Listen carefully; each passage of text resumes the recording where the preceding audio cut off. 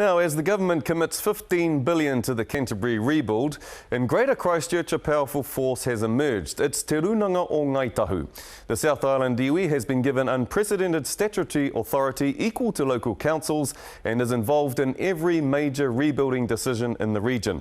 But does that mana help whānau still struggling to cope? Carmen Parahi investigates. Sometimes my job entails just trying to make people feel good about being treated badly, and that is so sad. Natalia Pitama's job is to help people with their housing needs, a stressor for residents living in Greater Christchurch. But I think people are going to be struggling socially, emotionally for a long time. Natalia's from Ngāi Tahu. She grew up here in Kaiapoi, north of Christchurch. Her whānau home is in a red zone, and like many families in the region, Natalia's was forced to leave and move several times after the two major earthquakes. If I find it difficult, then imagine what a homeowner or a renter or somebody in social housing who's got no housing anymore is feeling. Natalia feels so strongly about what's happening to her mainly Māori clients, she's defying a media ban and put her job on the line to talk to us. And what I find painful is to see people who are already broken get broken down more because they've got people coming in, judging them, calling them liars. Well, not openly calling them liars, but saying, arguing over a crack. Over 100,000 houses were damaged by the earthquakes in Canterbury and require repair or rebuilding. But due to serious land damage, many can't be redeveloped in the short to medium term, putting incredible stress on both the housing market and the people being forced to compete to find a house to live in. You can't go into a service that is helping or assisting people into accommodation and leave out renters and leave out people in social housing and leave out people who are in council housing as well, and sometimes it's felt that way, that there's been a lot of focus on getting myself into trouble. There's been a lot of focus on homeowners. By that second quake, we were having the army and the police patrolling the streets because of the vandals. Tani is from Ngāi Tahu, Wairewa on the Banks Peninsula. It's been hell trying to find a home with her 5 children. The prices are just extraordinary at the moment. It's just the greed of some people at the moment is just astounding. It's a crisis situation. The rental, I just don't know how people are surviving, to be totally honest. It's cruel. Although she's accessed many services, including Natalia's, Tania couldn't find a permanent home for them. In desperation, Tania posted her experiences on Facebook. It turned up on our Marae Investigates page. Facebook thing was just a real desperation attempt at, hey, truly, we were going to be homeless. Who answered the SOS and what happened? The local MP's office were the first to ring me the next day, Clayton Cosgrove's office, and he got on board straight away and said that they were there to help and would get on to Housing Corp New Zealand. They came to the party pretty quickly. It's quite a desperate situation, wasn't it?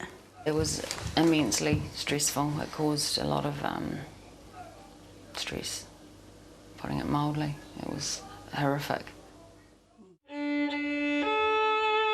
Out of this devastation and out of this pain will come this opportunity. Te Rūnanga o Ngāi Tahu CEO Arihia Bennett is clear. The earthquakes have devastated the land, but the rebuild is creating cultural and commercial opportunities for the iwi.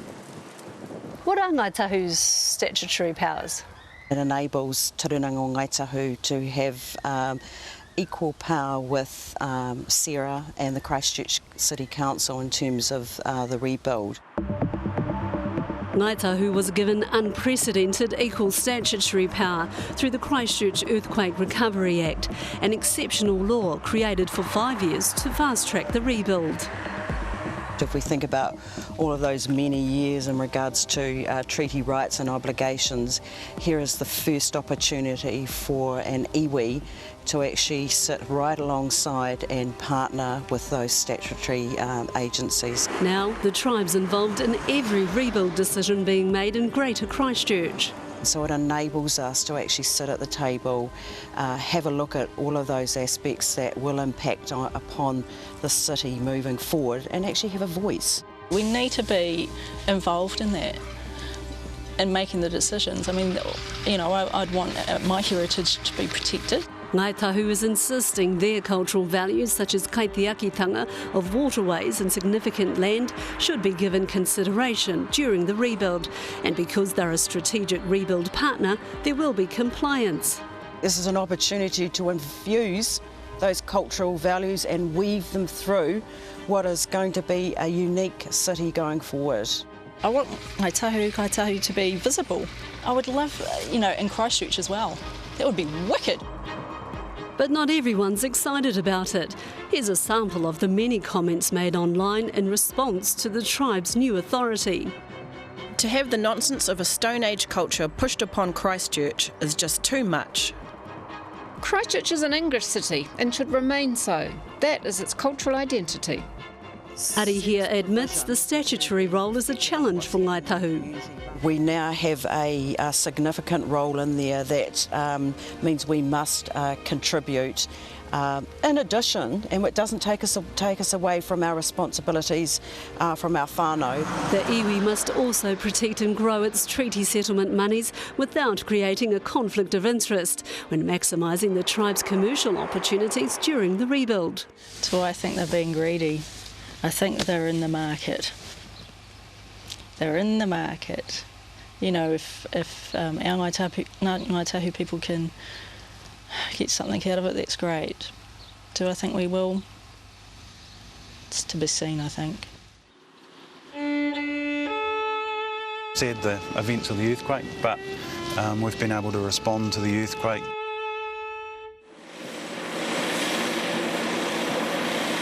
Ngāi Tahu Property is a subsidiary of Ngāi Tahu Holdings, the money earner for the iwi. It's developing nearly 5,000 sections in 4 subdivisions across the region, including this one in northeast Christchurch. We've got some Māori names up there, Korowai neighbourhood. So we've been working hard with the team in Ngāi Tahu for thinking of names of neighbourhoods, and we're currently working really hard on names of streets and just trying to introduce some te reo back onto the landscape. It's exciting. The time to complete this project was condensed because of the housing crisis in the region. It's about trying to help with the rebuild, trying to get families back in homes. And it's obviously a good commercial development for Ngāi Tahu. It's a commercial development, but it's a positive thing to keep working in as So you quickly as don't can. think it's just, oh, we want some money, we're going to make some money out of this? It's about just getting families back in homes. What kind of people do you expect will come into this? I think we'll have a mixture of people. Our very first purchaser, really exciting, was a Ngāi Tahu person. Came along with her family and her grandchildren, and great pleasure to sign a contract to somebody to Ngāi Tahu. Really exciting. Yeah, really happy, exciting day for us as a company. We've still got a lot of Māori in Red Zone, and it's not because they want to be there, it's because it's been hard finding places. You know, some of them can't afford to build in these new subdivisions. Do you think you'll buy one of them? I would love to. Could you afford to? I haven't got a deposit. Do you think they should offer financial help, or make it cheaper for Ngāi Tahu people? It's just out of reach. I'm stuck in a rental trap. We're focusing on now is actually a savings scheme that will enable a deposit for a home. So that in itself would give that opportunity for families to look at being able to invest into a home. But is it enough? Ngāi Tahu Holdings Corporation invests and develops the tribe's assets, currently worth $748 million. It paid out $26 million last year to distribute amongst the iwi. Just like any other commercial company, they're over there and they're charged with the responsibility in terms of return on investment. Our job is actually looking at the well-being and the development of our people. Number of But don't expect a handout. Instead, the money's spread out across various grants and financial schemes for tribal members and social services for the general public to also use. We're working alongside other community providers and looking at developing a small trust where we can support vulnerable whānau onto that home ownership ladder. As a statutory partner, Ngāi Tahu has a lot of work to do to support the rebuild in Greater Christchurch and will have to burden some of the costs. But Arihia says it's worth it.